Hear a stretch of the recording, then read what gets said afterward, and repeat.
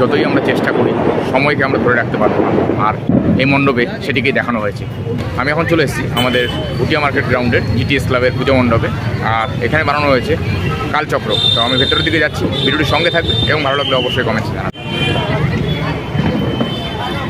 ও দেখো কাকতারুয়া রয়েছে, দেখো এখানে ধান ক্ষেত বানানো হয়েছে, রয়েছে এখানে কাকতারুয়া, আর যে আমাদের যে হ্যাঙ্গার দিয়ে পাখির কনসেপ্টটা দেখানো হয়েছে